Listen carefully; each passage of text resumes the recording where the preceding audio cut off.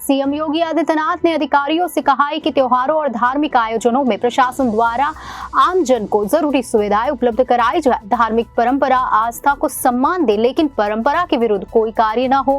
कावड़ यात्रा हो या मोहर्रम, कहीं भी किसी नई परंपरा के लिए कोई अनुमति नहीं है। यूपी के सीएम योगी आदित्यनाथ ने साफ शब्दों में कहा कि कावड़ यात्रा हो या मोहर्रम, किसी भी नई परंपरा को अनुमति नहीं दी जाएगी। इसके अलावा दूसरों की धार्मिक भावनाओं को आहत करने वालों से सख्ती से निपटा जाएगा।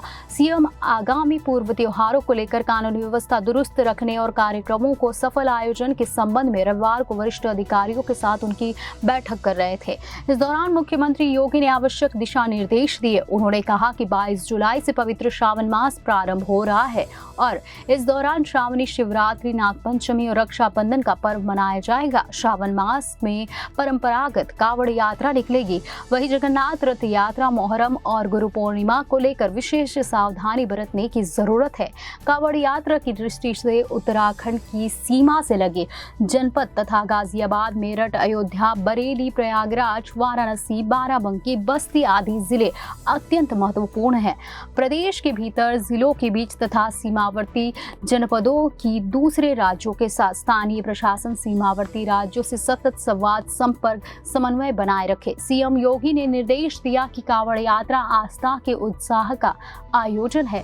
परंपरागत रूप से नृत्य, गीत, संगीत इसका हिस्सा रहे हैं। ये सुनिश्चित करें कि डीजे, गीत, संगीत आदि की आवाज निर्धारित मानकों से अनुरूप हो। डीजे की ऊंचाई एक तय सीमा से अधिक नहीं होनी चाहिए। कावड़ यात्रा मार्ग पर कहीं भी खुले में मांस आदि बिक्री या खरीदी नहीं हो सकते। यात्रा मार्ग पर स्वच्छता बनी रहे, स्ट्रीट लाइट की भी अच्छी व्यवस्था हो। कावड़ शिविर लगाने वाले समितियों का सहयोग ले।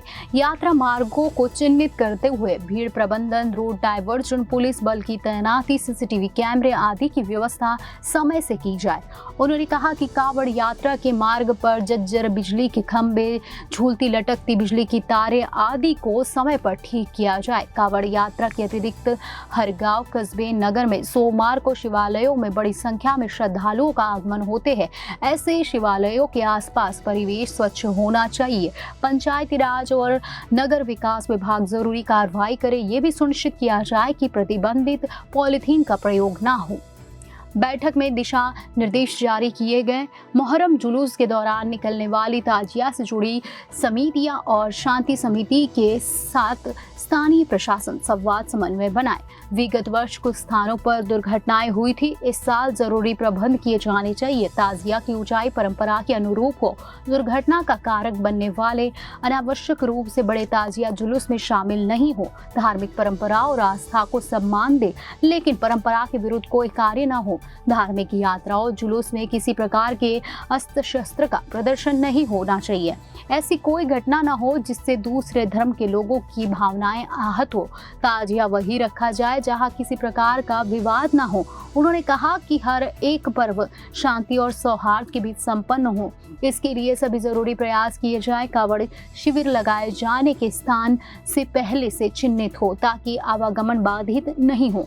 शरारती तत्वों पर विशेष नजर रखी जाए। कावड़ शिविर लगाने वालों का सत्यापन करें।